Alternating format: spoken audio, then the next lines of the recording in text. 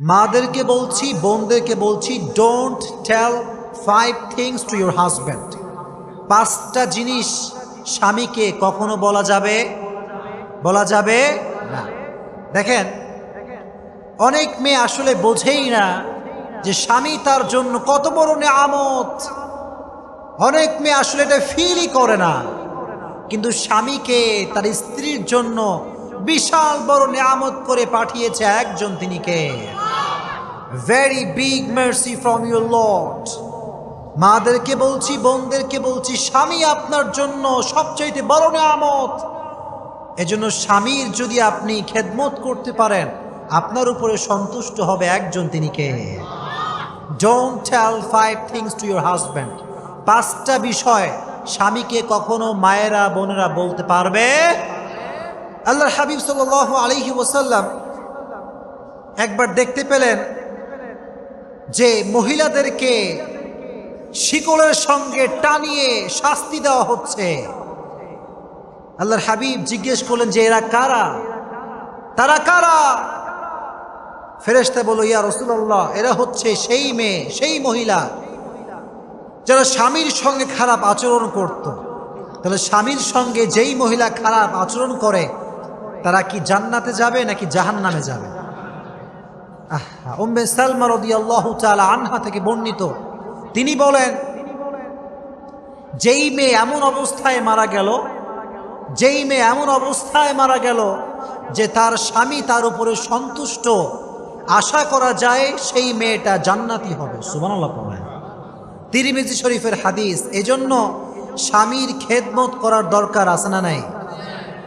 5টা বিষয় মায়েরা কখনো স্বামীদেরকে বলবেন না, বোনেরা স্বামীদেরকে বলবেন না। নাম্বার 1, স্বামীকে অর্থনৈতিকভাবে স্বামী যদি বেকারগ্রস্ত হয়, ফাইন্যান্সিয়াল কোনো ম্যাটারে স্বামীকে খোটা দেওয়া যাবে, কটাক্ষ করা যাবে না। অনেক মেয়েরা স্বামীকে বলে, তুমি একটা ফকির, তোমার টাকা পয়সা নাই, বাজেভাবে বিহেভ করে, ইভেন অর্থনৈতিকভাবে স্বামীকে কটাক্ষ করে। আল্লাহর হাবিব এটা নিষেধ করেছেন, কোনো মেয়ে তার স্বামীকে অর্থনৈতিকভাবে কোনো প্রকার কোনো কটাক্ষ করতে পারবে। আর যখন কোনো স্বামীর টাকা পয়সা থাকে না, সে এমনি মেন্টালি ডিপ্রেস থাকে যে আমার টাকা নাই, পয়সা নাই, স্বামী হিসেবে পরিবার কেমন করে চালাবো আমি, দুঃখ কষ্ট ডিপ্রেশন ভেতরে আসে না নাই? এমনি দুঃখ, কাটা ঘায়ে লবণের আঘাত। যদি বউ এই অবস্থায় বলো তোমার কোনো টাকা নাই, পয়সা নাই, তুমি একটা ফকির, এ কথা বললে স্বামী কি সহ্য করতে পারবে? কথা কন পারবে না। জারাহাতিস সিনান লাহা থিয়াম ওয়ালা ইয়ালতামু মা জারাহাল লিসান। একটা কবিতা, আরবি কবিতা আমরা পড়েছিলাম অনেক আগে। এটার একটা উর্দু আমি পড়েছি শের, যে जो जख्म तीर से किया जाता है उसकी निशान एक दिन मिट जाता है, लेकिन जो जख्म बातों से किया जाता है उसकी निशान कभी नहीं मिटता। যে আঘাত মানুষ তীর দিয়ে করে কেটে যায়, কিন্তু কাটা একদিন শুকিয়ে যায়। কিন্তু মানুষ যখন কথা দিয়ে কাউকে আঘাত করে, এই আঘাত কখনো মিশে না। এজন্য কোনো স্ত্রী তার স্বামীকে অর্থনৈতিকভাবে কটাক্ষ করতে পারবে না, 1 নাম্বার। 2 নাম্বার, কোনো স্ত্রী তার স্বামীর কোনো বিষয়ে হাসি তামাশা করতে পারবে না, তাচ্ছিল্য করতে পারবে না। ফর এক্সাম্পল, কোনো একজন স্বামীর নেচার হচ্ছে সে লুঙ্গি পরে। সে কি পরে? লুঙ্গি। এখন তার স্ত্রী কয় আমার স্বামীটা খ্যাত, আপডেট না ব্যাকডেটেড, খালি লুঙ্গি পরে ঘুরে বেড়ায়। এখন স্বামী যদি আপনার চোখের সামনে বসে অপমানিত হয়, এটা কি স্বামীর ভিতরে আঘাত লাগবে কি লাগবে না? লাগবে, ডেফিনেটলি লাগবে। এজন্য স্বামীর কোনো বিষয় অপছন্দ হলে স্বামীকে আপনি পার্সোনালি এটা শেয়ার করেন যে তোমার এই বিষয়টা I dislike it so much, এটা আমার পছন্দ না, তুমি এটা চেঞ্জ করো। কিন্তু মানুষকে সামনে বসিয়ে রেখে স্বামীর কোনো বিষয়ে হাসি তামাশা করা যাবে? জোরে কোন করা যাবে? 2 নাম্বার। 3 নাম্বার, স্বামীর জব বা স্বামীর চাকরি নিয়ে কোনো মেয়ে বা কোনো স্ত্রী স্বামীকে ক্রিটিসাইজ করতে পারবে না। ফর এক্সাম্পল, কোনো একজন স্বামী নাইট গার্ড, অথবা স্বামী চা বিক্রেতা, অথবা স্বামী ভ্যান চালায়, রিক্সা চালায়, কিন্তু স্ত্রী হিসেবে সেই স্ত্রী কখনো স্বামীকে তার ভ্যান চালানো নিয়ে অথবা নাইট গার্ড যে সে চাকরি করে এটা নিয়ে কোনো খোটা দিতে পারবে? প্রিয় ভাইরা, এত মরা কেন আপনারা? জোরে কোন পারবে? পারবে না। Any kind of job he can do, যে কোনো জব সে করতে পারে, কিন্তু কোনো প্রকার কোনো জব, কোনো চাকরি নিয়ে কোনো ব্যক্তিকে কটাক্ষ করা যাবে? করবেন না এটা। আপনার স্বামী যেই কাজই করে, he is doing this work just to make you happy.